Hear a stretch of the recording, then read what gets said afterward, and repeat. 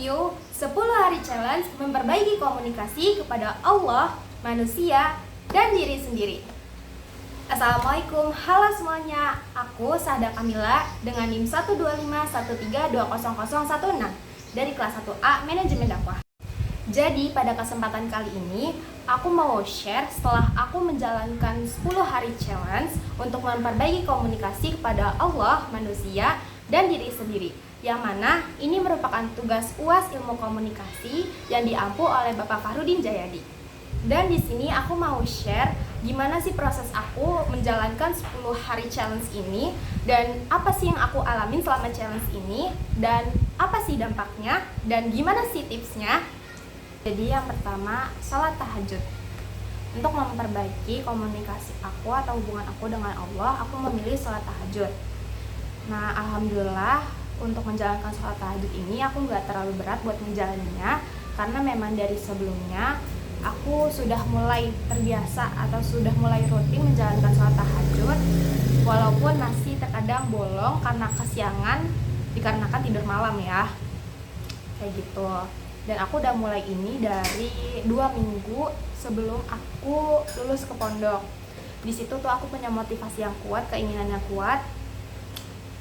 Karena kan dikit lagi nih masuk kita mau lulus pondok gitu, mau jadi lulusan yang kayak apa, nanti arahnya mau kayak gimana. Jadi di situ kayak pengen perkuat doa aja supaya dijaga terus sama Allah nanti setelah lulus juga gitu. Terus di situ aku juga punya suatu keinginan yang besar. Terus aku pernah dengar kata-kata kayak gini, kalau misalkan kita bener-bener serius sama mimpi kita, bakal kita harus serius sama tahajud kita. Kalau kita mau bangun mimpi, kita harus bangun tahajud gitu. Karena bangun tahajud itu sesusah itu nggak sih guys, ya kan?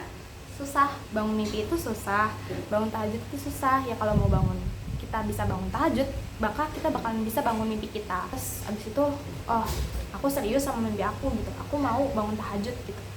Nah di situ aku bangun tahajud, aku minta buat teman-teman aku yang suka rutin tahajud itu buat bangun aku, dan alhamdulillah bangun. Emang aku orangnya sebenarnya agak susah ya buat dibangunin, tapi di situ bangun kayak alhamdulillah ya Allah bangun gitu.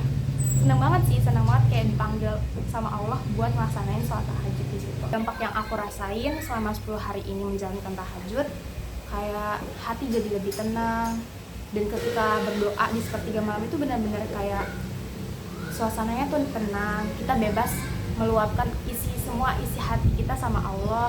Kita mau nangis sesuka kita, kita mau berkeluh kesah sesuka kita, Allah tuh kayak dengar gitu. Kayak suasananya tuh benar-benar tenang banget rasanya, plong banget rasanya.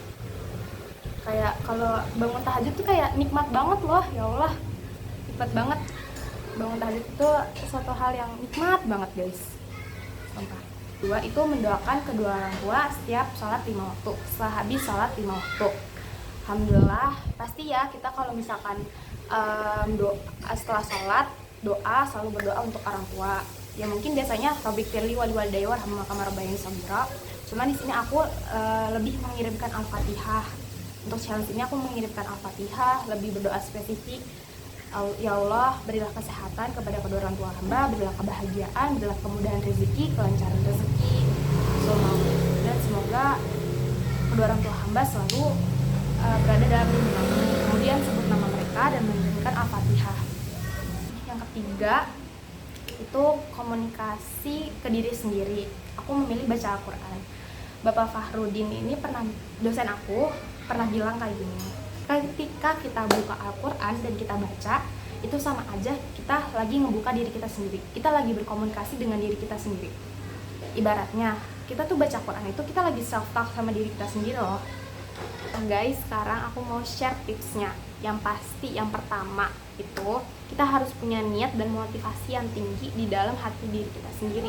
Iman kita harus kuat dan iman kita harus yakin, itu kunci utamanya. Dan kalau emang udah yakin, niat itu nggak bisa dibarengin kalau nggak ada sistemnya. Cara kita tuh gimana cara kita buat merealisasikan niat kita. Kita harus bangun sistem, gimana caranya, dengan mengatur jam waktu tidur kita ketika malam. Kalau bisa jam 10 udah tidur, terus kemudian kita cari temen yang emang suportif sama kita, bisa mendukung kita. Jadi kita bisa minta tolong ke mereka buat bangunin kita tahajud, ataupun orang tua kita bisa membangun kita tahajud gitu pastinya, ataupun buat to-do list guys. Itu sih yang penting. Tuh, yang pertama niat, yang kedua bangun sistemnya tadi itu guys yang bisa aku sharing. Kurang lebihnya mohon maaf, doain semoga selalu istiqomah. Jangan lupa jaga salatnya, jaga ibadahnya, istiqomah selalu, dan perbaikilah hubunganmu dengan Allah, maka Allah akan memperbaiki hubunganmu dengan orang lain. Wasta'inu bis-sabri was-shalah wa innaha lakabiratun illa 'alal khashiyin. Mohonlah pertolongan kepada Allah dengan sabar dan salat, sesungguhnya salat itu berat kecuali bagi orang-orang yang khusyuk. Wassalamualaikum warahmatullahi wabarakatuh. Ila liqa.